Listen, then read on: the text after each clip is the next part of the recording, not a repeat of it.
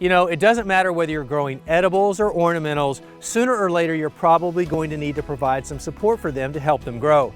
So in this video, I want to show you some of the most common options to give your plants the support they need.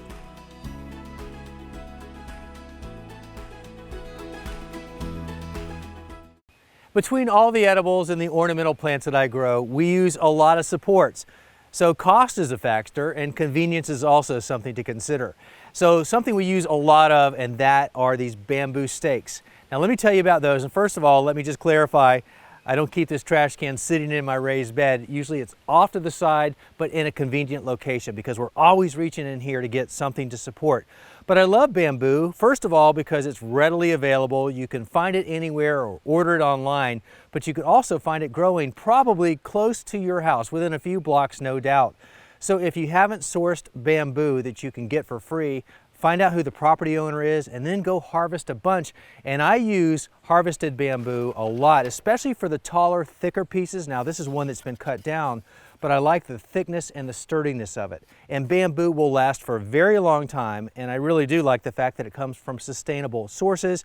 It's inexpensive if you buy it, and it's very handy. And again, the different shapes and sizes and diameters really come in handy depending on what you're trying to support.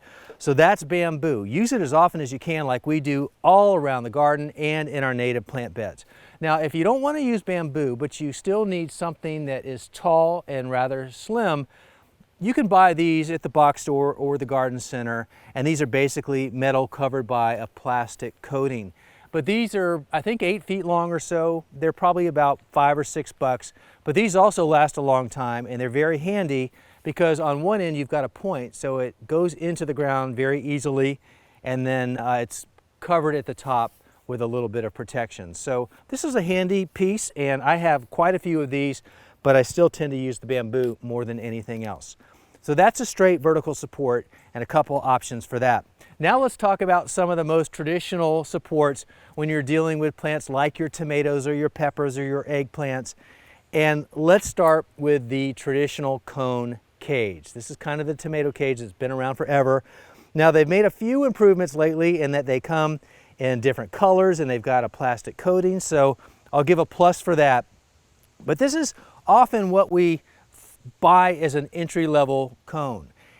The downside of this is about as big as it gets, and if you're growing indeterminate tomatoes, which are the ones that keep growing because they're a vine and they will go way past this, this cone really isn't doing much good.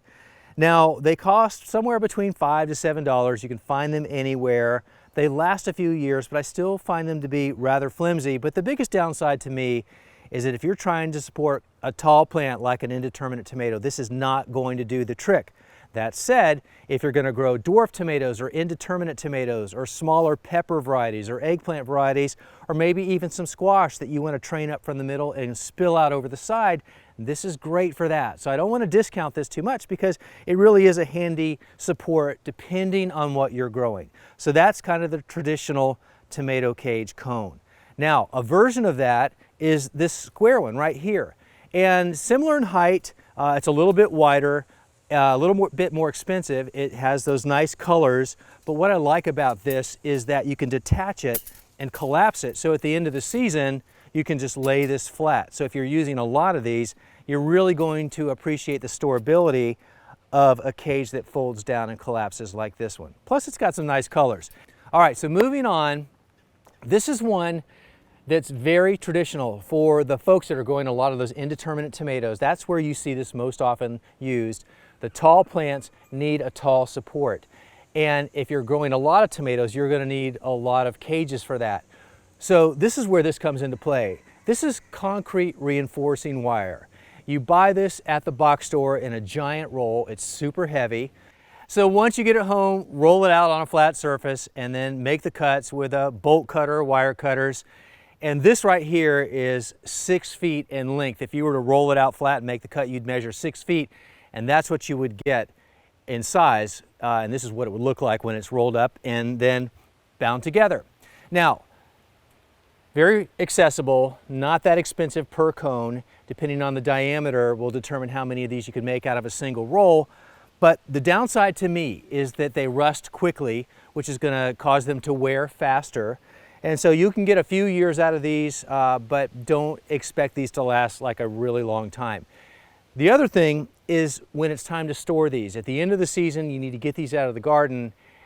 These are going to be stored all like it is right now, rolled up. In other words, you can't undo these and lay them out flat because the metal memory is going to keep it wanting to go back together in a cylinder, which is okay. It's just if you have a lot of these, you're stacking them up and it can be a little bit unwieldy. So just something to consider if you want to use these, but still a great option and the next best thing for supporting indeterminate tomato plants, which leads me to livestock panels. Now, I used to use those round cylinders a lot, but something was bothering me about how they rusted and they didn't look that great in the garden, but that's a me thing. But I found these livestock panels because here at the garden farm we have needs for these livestock panels for the livestock. But I started thinking, gosh, these are sturdy, they're tall, maybe I can make a tomato cage out of it. So about 10 years ago, I got my bolt cutters out and I started cutting up one, and it quickly evolved to what I call the ultimate tomato cage. And I'm here to tell you that this is the best thing that I've ever seen or ever used, and I really love it, and it does a great job of supporting my tomatoes and a lot of other things.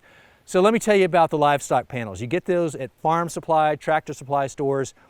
They used to cost about $20, but now they're up to about $30, but that's still okay. This is going to make 1.5 cages when you buy a complete panel. That's okay. It sounds expensive, but considering how long these are going to last, it's a great investment. So if you amortize the cost each season, I think I did the math and it comes down to like less than $1 a season. Well worth it.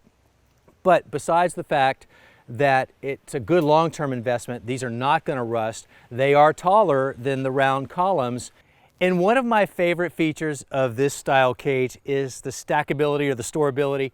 I talked about what I didn't like on the round cages, but if you have these cages, all you've got to do is take the panels and stack them on top of each other, just like this. And just imagine, like in my case, I think I probably have 60 cages. So that's 120 panels when you do the math, but 120 stacked one on top of the other is a very small footprint. So it makes it easy to store, and then when it's time to put it back up, it's just as easy to put it back up because you just take a panel, put it in place, poke it down. Depending on your soil, that may be easier than other times. And then the other piece matches up with it. And you could tweak that to really get a perfect match if you wanted to. It's that easy. So let's talk about other options. We really increased our growing space in this garden when we added livestock panels to the back fence line of the garden, because now we have all this extra vertical space that we did not have before. Currently, we're using it for a lot of flowers, but it comes in handy when we're trying to secure the sunflowers to something. But prior to that, I was growing espaliered tomatoes up this back. So if you're not familiar with that, that's just training your plants in a flat plane supported by something like the livestock panels. But I would line this 75-foot span with grow bags and straw bales with tomatoes growing in them, and I had so many more tomatoes that were so happy because against the flat panel they were exposed to lots of sunlight and air, and it was a beautiful thing. So unlimited options when you have a flat panel for extra support. Let me show you something else here. I've got these panels that I'm using to support cucurbits and vining crops. Like right now, these are my cucumber melons, and they're in a tent pattern. So this is 2 panels that I've cut to size for the bed. And the plants just take so well to this. The tendrils are latching on because there's so many places for them to do that. But the sky's the limit. I use this for cucumbers and peas and on and on. And same thing, at the end of the season, I just take these out and I store them behind some trees until I need them again. So they're super versatile. And the more that you use these panels, the more opportunities you'll probably find for other things that you can use them for. So this is just such a good option. But even if you don't get to the livestock panels, keep in mind those bamboo stakes are invaluable, they're inexpensive, they're readily available, and you can probably get them for free. So make good use of those, and I hope these options were helpful to you.